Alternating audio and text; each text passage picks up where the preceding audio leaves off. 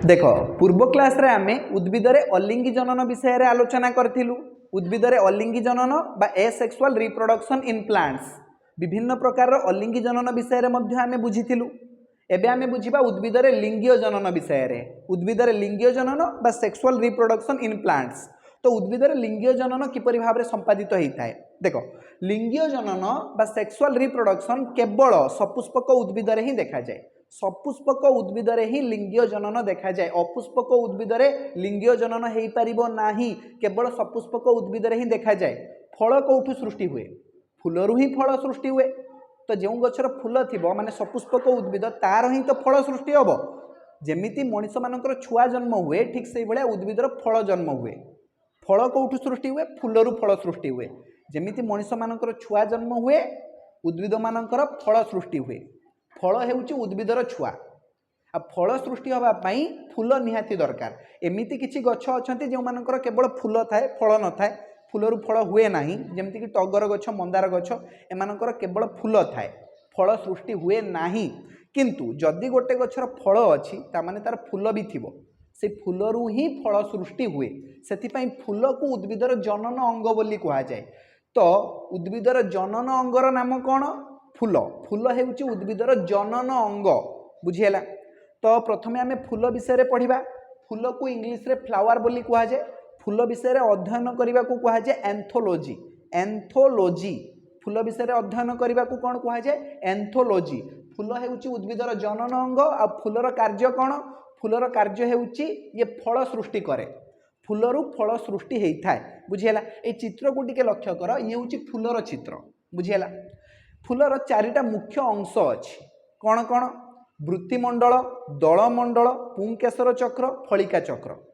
वृत्तिमंडल, दलमंडल, पुंकेसर चक्र एवं फलिका चक्र। तो ये चित्र माध्यम आम बुझिया टिके चेष्टा करिबा। तो लक्ष्य कर ये जो फूलर चित्र को तुम देखुच या तले गोटे बाड़ी भाया जिनस अच्छी या कहा जाए वृंत। वृंत ये वृंत ही फूल को डालू बाहर साहाय्य करे। वृंत फूल को डालू बाहर साहाय्य करिथाए। बुझिहेला? तमें जदि क्या फूल दब फूलर कौ अंश को धरिकी तुम ताकू गिफ्ट दब? बिल्कुल ठीक फूलर वृंत को धरिकी दब। बुझिहेला ना? जदि तुम क्या गोलाप फूलटे दौच ये फूलर वृंत को धरिकी तुम दब गोलाप फूल। बुझिहेला ना? देख ये जो चोपा भाया अंश तुम देखुच यह कहा जाए वृत्तिमंडल। वृत्तिमंडल इंग्लिश रे कहा जाए कैलिक्स। इंग्लिश रे कौन कहा जाए? कैलिक्स। बुझिहेला? यार रंग सब बेले सबुज होता है। वृत्तिमंडलर रंग कौन? सबुज। वृत्तिमंडल कढ़ अवस्था फूल को ढांकुड़ी रखी थाए घोड़े रखी थाए। जेहेतु वृत्तिमंडलर रंग सबुज तेणु एथिरे ग्रीन पिगमेंट्स थाए बा सबुज कणा थाए हरित कणा थाए। तेणु ये आलोक श्लेषण प्रक्रिया रे खाद्य प्रस्तुत करके कढ़ को जोगाए। तो फूल को कढ़ अवस्था खाद्य किए जोगाए? वृत्तिमंडल। बुझिहेला? ये फूल को कढ़ अवस्था ढांकुड़ी रखी थाए घोड़े रखी थाए आउ ताकू आलोक श्लेषण प्रक्रिया रे खाद्य प्रस्तुत करके जोगे दिए। बुझिहेला? तेणु जेतेबेले फूल फुटिकी फूल तो फुटेनी कढ़ फुटिकी फूल हुए। बुझिहेला? जेतेबेले कढ़टा फुटिकी फूल हो जाए सेतेबेले ए वृत्तिमंडल तळकू पळे आसे एमती लटकी जाए तळे आसिकी। बुझिहेला? तो ये गला आमर वृत्तिमंडल बा कैलिक्स। आउ कौन अंश अच्छी? दलमंडल। दलमंडल माने देख ये जिनस गुड़ा हूँ दलमंडल माने फूलर पाखुड़ा। बहुत गुड़ा पाखुड़ा मिसिकी कौन हो दलमंडल हो। बुझिहेला? ये सब विभिन्न रंगर होता है। जेमिति कि तुम देख गेंडु फूलर ये दलमंडलर रंग कौन आसब? दलमंडलर रंग आसब हलदिया। मंदार फूलर दलमंडलर रंग आसब लाल। गोलाप फूलर से भाया देख जनरली तुम गोलापी होता है गोलाप फूलर रंग। लाल गोलाप भी अच्छी तुम धड़ा गोलाप भी अच्छी। तो देख ये जो दलमंडल अच्छी यार रंग को ही नहीं कि फूलर रंग डिसाइड करा जाए। तमें कह फूलर रंग हूँ लाल माने तार दलमंडलर रंग हम लाल। बुझिहेला? जदि दलमंडलर गोटे अंश को आम छिड़े आनिबा ताहले ताको आम पाखुड़ा बोली कहबा बा पेटाल बोली कहबा। इंग्लिश रे कौन कहबा? इंग्लिश रे कहबा कोरोला। दलमंडल को इंग्लिश रे कहबा कोरोला आउ पाखुड़ा को इंग्लिश रे कहा जाए पेटाल्स। बुझिहेला? बहुत गुड़ा पाखुड़ा मिसिकी दलमंडल तैयारी हुए जमती कि तुम देखिपार एठी 1 2 3 तीनटा पाखुड़ा अच्छी बुझीगला पाखुड़ा बा पेटाल्स बोली कहा जाए मिसीगले हो कोरोला बा दलमंडल बुझीगला देख राति रे जो फूल माने फुटंती सेमानंकर रंग साधारणतः धला होता है जमीती कि गंगशिउली फूल बुझीगला एमाने कौन करती राति रे फुटुथिबा फूल मानकर सुगंध बहुत थाए सेमानकर सुगंध द्वारा कीट माने आकृष्ट होइकि सेमानक पाखकु आसंती बुझीगला किंतु दिन रे जो फूल माने फुटंती सेमानकर दलमंडलर रंग भिन्न भिन्न होता है अलग अलग रंगर फूल सब फुटे बुझीगला किंतु राति रे फुटुथिबा फूलर रंग साधारणतः धला होता है कहीं राति तो फूल फुटुची तार रंग देकी कौन संपर्क कीट माने तो आकृष्ट हेबे सुगंध द्वारा बुझीगला ना दिन में फुटुथिबा फूलर सुगंध टिके कम थाए किंतु रंग बेरंग होता है से गुड़िक जहाँफल कि कीट माने रंग गुड़ी को देखिकी आकृष्ट होता बुझीगला राति रे जदि तुम क्या आखि मारदेव अंधार रे के झील को देखिकी तुम आखि मारदेव ताले कौन मतलब रहा से देखिपारे सीना बुझीगला ना से भाया राति रे फुटुथिबा फूल जो अच्छी तार रंग न थाए से धड़ा रंग रही थाए तार सुगंध शुंघिकी कीट माने ता आड़ को आकृष्ट होता बुझीगला किंतु दिन में फुटुथिबा फूलर ए दलमंडलर रंग भिन्न भिन्न रंग रही थाए विभिन्न रंगर दलमंडल होता है जहाँफल कि कीट माने ए रंग को देखिकी आकृष्ट होता बुझीगला चलो ठीक अच्छे कोरोला विषय तो तुम जानीगल एबे देखिबा पुंकेसर चक्र और फलिका चक्र विषय एबे ए दुईटा पढ़ा हूँ आमर पाठर विषय वस्तु बुझीगला उद्भिद लिंगीय जनन आम पढ़ुचे ना लिंगीय जनन ये दुईटा जो ही होता है पुंकेसर चक्र एवं फलिका चक्र पुंकेसर चक्र हेउची आमर उद्भिदर पुरुष जनन अंग है उद्भिदर पुरुष जनन अंग को पुंकेसर चक्र बोली कहा जाए एमानक संख्या टिके बेसी होता है जमती कि लक्ष्य कर 1 2 3 4 5 6 एगुड़िक हेले पुरुष जनन अंग बुझीगला एमानकु कौन कहा जाए पुंकेसर चक्र बा आंड्रोसियम बुझीगला पुरुष जनन अंग पर देख ये अच्छी स्त्री जनन अंग जहाँ को कहा जाए फलिका चक्र या इंग्लिश रे कहा जाए गाइनोसियम तमें जानी जे स्त्री लोक मानकर रोग विशेषज्ञ को कौन कहा जाए जदि स्त्री महिला रोग विशेषज्ञ तांको गाइनाकोलॉजिस्ट बोली कहा जाए गाइनाकोलॉजिस्ट बुझीगला से देख फलिका चक्र को इंग्लिश रे कौन कह गाइनोसियम बुझीगला यही देख ये जो अंशटी तुम देखुच बड़ अंशटा या कहा जाए गाइनोसियम बा फलिका चक्र ये जो बड़ अंशटा रहा आमर ये पूरा अंशटा हूँ आमर फलिका चक्र है फलिका चक्र गोटे अच्छी किंतु तुम लक्ष्य कर पुंकेसर चक्र बहुत सारा अच्छी बुझीगला जदि गोटे फूल रे केवल फलिका चक्र थाए किंबा केवल पुंकेसर चक्र थाए ताहाकू एकलिंगी फूल बोली कहा जाए एकलिंगी फूल एकलिंगी फूल एकलिंगी फूल रे केवल तुमर पुंकेसर चक्र रहिबो बा केवल फलिका चक्र रहिबो बुझीगला केवल पुंकेसर चक्र रहिबो बा केवल फलिका चक्र रहिबो ताहाकू आमे कोन कहिबा एकलिंगी फूल एग्जांपल किछि नै परिबा आमे एग्जांपल हेउची तमर कखारू फूल अमृतभंडा फूल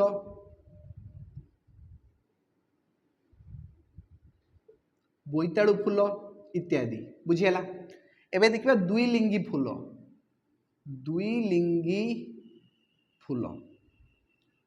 जदि गोटे फूल रे उभय फलिका चक्र एवं पुंकेसर चक्र अच्छी ताहाकू आमे कहिबा दुईलिंगी फूल दीटा लिंग अच्छी ता पाखरे पुलिंग भी अच्छी स्त्रीलिंग भी अच्छी ताहले ताकू आमे कोन कहिबा दुईलिंगी फूल बुझीगला एठी हमर उभय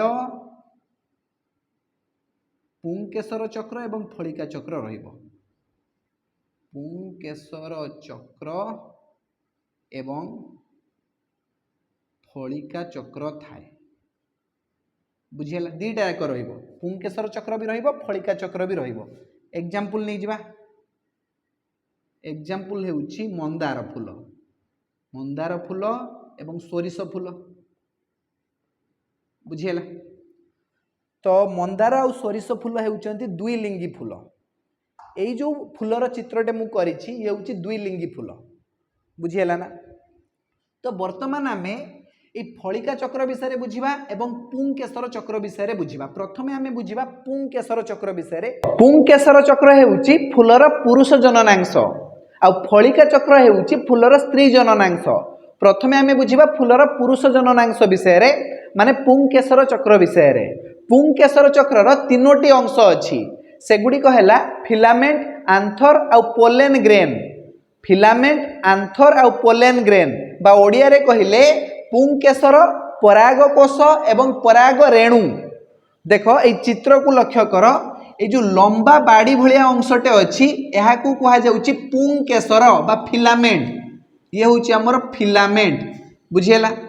देख ए बाड़ीटा ऊपर जाई कि गोल ही जाईची, तो ये गोल को कहा जाए परागकोश बा आंथर, बुझियला। ता भितरे देख छोट छोट रेणु भलिया जिंस अछि, ए जो बिंदु बिंदु भलिया जिंस अछि ताहाको रेणु बोली कहा जाउची। पराग रेणु की रेणु? पराग रेणु। उद्भिद पई ये होउची शुक्राणु, उद्भिद पई ये शुक्राणु भलिया काम करे, बुझियला। तो ये होउची पोलेन ग्रेन बा पराग रेणु, बुझियला। तो पुंकेसर चक्रर तीनोटी अंश विषय तुम बुझी पारल। प्रथमे गला हमर फिलामेंट बा पुंकेसर, ऊपर जाइकि से गोल हो गला जहाँ को आमे कहूचु परागकोश। परागकोश भितरे छोट छोट बिंदु बिंदु भलिया जिंस अछि ताहाकू कहा जाउची पराग रेणु, बुझियला। एबे देखिबा स्त्री जननांश विषय रे बा फलिका चक्र विषय रे। फलिका चक्रर भी तीनोटी अंश अछि। देख फलिका चक्रर तीनोटी अंश कौन? यही देख लोटा भलिया जो जिंस अच्छी ना, ये जो फुली जाइए जे अंशटा तले जो अंश अच्छी यहाँ को कहा जाउची गर्भाशय। गर्भाशय इंग्लिश रे कहिले ओभारी। तो ये होउची गच्छ पई ओभारी बा गर्भाशय, बुझियला। गर्भाशय देख ऊपर को उठी की बाड़ी भलिया ही सीधा ही। तो ये जो सीधा हो गला ताको स्टाइल बोली कहा जाए बा ओडिया रे कहा जाए गर्भदंड। ये गोटे दंड भलिया ही गोटे बाड़ी भलिया ही। तो यह को आमे कहिबा गर्भदंड। ये गला हमर गर्भदंड, बुझियला। देख ए गर्भदंडटा ऊपर जाइकी देख पूरा शीर्ष स्थान रे गोल भलिया देखा होउची हैला। तो गर्भदंडर पूरा शीर्ष स्थान को कहा जिवो गर्भशीर्ष। गर्भशीर्ष बा स्टिग्मा, बुझियला। तो एठी अछि हमर स्टिग्मा बा गर्भशीर्ष। गर्भशीर्ष तो पुरुष जननांश बुझीगल, स्त्री जननांश भी बुझीगल।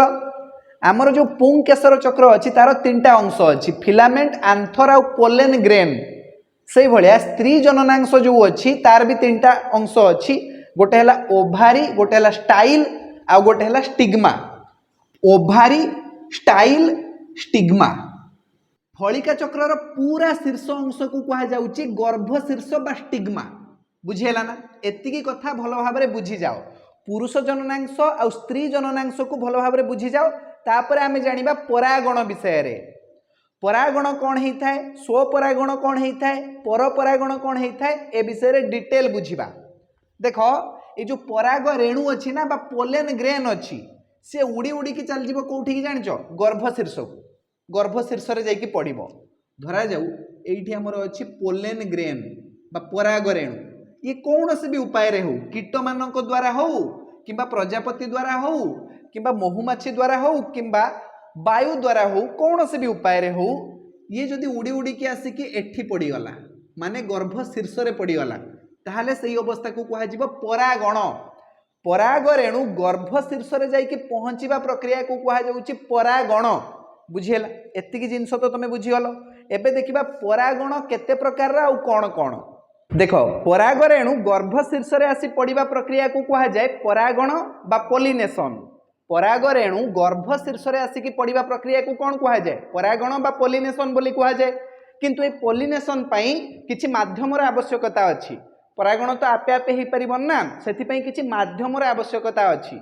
आ ए माध्यमर काम करंती किछि विशेष धरणर पोक आ कीट माने, जेमति कि प्रजापति, महुमाछी, भंवर एमाने कौन करती ना निज शरीर में पराग रेणु को परिवहन करी आनिकी गर्भशीर्ष रे छाड़ी दियंती। एही प्रक्रिया को ही कहा जाए परागण। बुझेला? तो जेते बेले पराग रेणु आसिकी गर्भशीर्ष रे पड़े सी आउ कौनसी जगह को जाई पारे नाही, से जगह सी लागिकी रही जाए, चिपकिकी रही जाए। कहीं ना ये गर्भशीर्ष रे किछि अठालिया पदार्थ थाए जहा कि विभिन्न प्रकार शर्करा आ जैविक एसिड बा जैविक अम्ल रु तैयारी होई थाए। बुझेला? सेथिपाई एई अठालिया पदार्थ रे जेते बेले तुमरो पराग रेणु आसिकी पड़े सी आउ कौनसी जगह को जाई पारे नाही, से सही जगह चिपकिकी रही जाए, लागिकी रही जाए। बुझेला ना? तो यही प्रक्रिया को आम कौन कहिबा? परागण बोली कहिबा। परागणर विभिन्न माध्यम अच्छी, केवल कीट आ पोक मान द्वारा जे परागण हुए ताहा नुहे, अन्य बहुत सारा माध्यम अच्छी जहा द्वारा कि परागण संभव, जमती कि जल द्वारा, वायु द्वारा, पक्षी मान द्वारा, प्राणी मान द्वारा, है एमान द्वारा मध्य परागण होता है। देख एंटोमोनोफिली, एंटोमोनोफिली माने हेउची पोक आ कीट मान द्वारा परागण है, कीट आ पोक मान द्वारा परागण, जेमती कि महुमाछी, भंवर, बुझेला, प्रजापति एमान द्वारा जदि परागण होउची ताहले याकू आमे कोन कहिबा? एंटोमोनोफिली बोली कहिबा। आउ ये होउची सबुठारु उत्कृष्ट धरणर परागण। बुझेला? तापर देखो अनिर्थोफिली, अनिर्थोफिली माने हेउची पक्षी मान द्वारा परागण। पक्षी मान विषय अध्ययन करने को कहा जाए अनिर्थोलोजी। बुझेला? पक्षी मान विषय अध्ययन करने को कौन कहा जाए? अनिर्थोलोजी। आ पक्षी मान द्वारा जदि परागण हुए, माने पक्षी मान द्वारा जदि पराग रेणु आसिकी गर्भशीर्ष रे पड़े ताहले ताको आमे कहिबा अनिर्थोफिली। बुझेला? ये पक्षी मान द्वारा हुए। से भले देखो एनिमोफिली, एनिमोफिली माने वायु द्वारा परागण। बुझेला? जदि वायु द्वारा परागण हेउची ताहले ताको आमे कोन कहिबा? एनिमोफिली बोली कहिबा। वायु द्वारा परागण जेतिकी फसल जातीय उद्भिद अच्छी, जमती कि धान, गहम, बाजरा, बुझेला, यही सब गछरे कौन हुए ना एमाने तो कीट मान द्वारा आउ परागण करि परिबेनी, कहीं ना बहुत सारा गछ अच्छी, कीट आउ केतरा गछरु उड़ी उड़ी की बुलिबो, परागण करिवो। बुझेला ना? सेथिपाई यही सब गछरे वायु द्वारा परागण हुए। जेतेबेले वायु बहिबा आरंभ हुए बा पवन बहे, से पवन द्वारा ही पराग रेणु जाइकी गर्भशीर्ष रे पड़ी जाए। बुझेला? यही प्रक्रिया को कौन कहा जाए? एनिमोफिली। बुझेला? तापर देखो हाइड्रोफिली, हाइड्रोफिली माने हेउची जल द्वारा परागण। जल द्वारा परागण, जल जातीय उद्भिद, जलज उद्भिद रे साधारणतः हाइड्रोफिली द्वारा परागण होता है। बुझेला? तो जदि पचारिबो जे पद्म फूल रे कहा द्वारा परागण होता है, तमे कहिबोनी जल द्वारा। भूल, पद्म फूल रे हाइड्रोफिली हेई न थाए, से होता है एंटोमोनोफिली, अर्थात भंवर द्वारा, भंवर द्वारा परागण होता है पद्म फूल रे। बुझेला? एबे देखो जूफिली, जूफिली माने हेउची प्राणी मानक द्वारा परागण। प्राणी मानक द्वारा माने बड़ बड़का प्राणी मानक द्वारा परागण। जदि तुम कौन बगीचा को जाऊछ आउ सेठी देखुछ बहुत सारा फूल फुटी, तो तुम एमती तुम हाथ को एमती बजे बजे नहीं जाओ, हाँ कि ना, एमती छुई छुई की जाओ सब फूल को, तुम हाथ द्वारा पराग रेणु गर्भशीर्ष जाइकी पड़ जाए। यह कह जूफिली। यार आउ गोटे एग्जांपल होउची हाथी द्वारा परागण। दुनियार सबुठारु बड़ फूल हेउची राफ्लेसिया, बहुत बड़ फूल, 40 केजी पाखापाखि होता है तार ओजन। तो एते बड़ फूल रे परागण होता है हाथी द्वारा। हाथी कौन करे ना तार मध्य भागरु रस चुसिकी खाए, है ता सुंढ द्वारा रस को चुसिकी खाए, आउ ता सुंढ द्वारा से पराग रेणुर परिवहन होता है। पराग रेणु उड़ी जाइकी पड़िबो तुमर गर्भशीर्ष रे, हाथीर सुंढ द्वारा उड़ीकी नुहे, तार सुंढ द्वारा परागण करे। आउ जेतेबेले कौनसी राफ्लेसिया फूल रे से मुह मारिबो बा ता सुंढ को पकेइबो, से पराग रेणु को नहीं से जगह छाड़देला। बुझेला? तो एहीपरि भाव में परागण होता है। यह कहा जाए जूफिली। एटा बड़ बड़ जीव मानक द्वारा होता है, बड़ बड़ प्राणी मानक द्वारा होता है। बुझेला? तो ये तो गला परागणर माध्यम। एबे आमे बुझिबा परागणर प्रकार भेद विषय रे। परागण केते प्रकार होता है आउ कौन कौन? देखो परागण साधारणतः दुई प्रकार होता है। दुई प्रकार परागण होता है, यथा स्वपरागण एवं पर परागण। सेल्फ पॉलिनेशन एवं क्रॉस पॉलिनेशन। तो स्वपरागण कौन ना गोटे फूलर पराग रेणु से ही फूलर गर्भ शीर्ष में पड़ा कह जाए स्वपरागण। गोटे फूलर पराग रेणु से ही फूलर गर्भ शीर्ष में पड़ा कह जाए स्वपरागण। किंबा गोटे गछरे हेइथिबा विभिन्न फूल मानक मध्यरे जदि परागण हैला ताहाको मध्य आमे कहिबा स्वपरागण। धरा जाऊ गोटे गछरे दीटा फूल लागिची,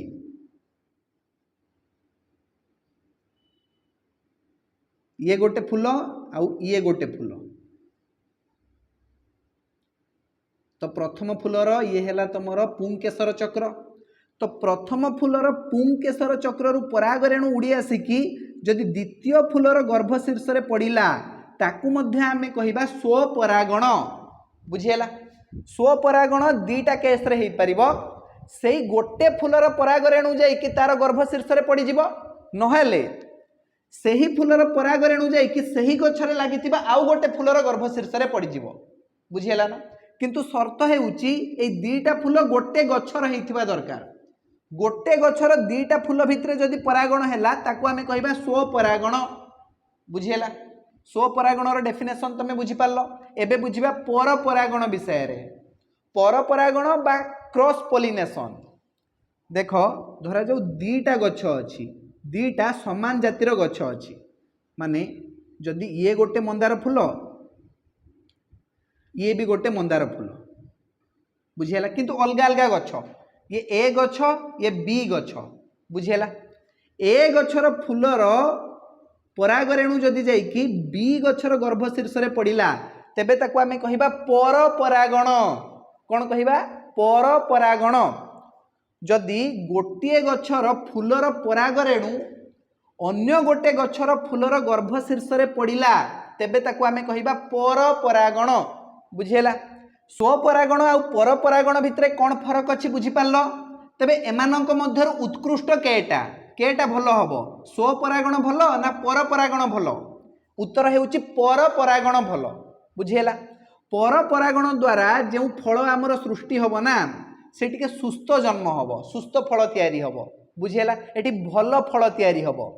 स्वपरागण रे तैयारी होउतबा फल ठारू परपरागण द्वारा तैयारी होउतबा फल टिके सुस्थ हेइथाय, भलो हेइथाय। तो परपरागण एठी बेटर, स्वपरागण ठारू परपरागण एठी बेटर। बुझिएला, तो परागण विषय रे समस्ते बहुत भलो भाबरे बुझिगल। एबे हमर नेक्स्ट टॉपिक हेउची समायन बा निषेचन। देखो एतिकी पर्यंत तो हमर पराग रेणु पहुंची जाईची। एबे पराग रेणु तळकू ओल्हेइबो। बुझिएला, ए गर्भदंड बाटे देकी से जाईकी पहुंचीबो ओभारी रे, माने गर्भाशय रे। तापरे एठी जो डिंबाणु अछि बा डिंबकोश अछि ता सहित ए पराग रेणुर समायन घटिबो। बुझिएला, एही प्रक्रिया को कहा जाउची समायन बा निषेचन। तो निषेचन टिके कॉम्प्लिकेटेड टॉपिक, ताकू आमे नेक्स्ट क्लास रे आलोचना करिबा। समायन बा फर्टिलाइजेशन विषय रे आमे नेक्स्ट क्लास रे डिटेल ले बुझिबा। आजिर क्लास को आमे एई जगह रे ही समाप्त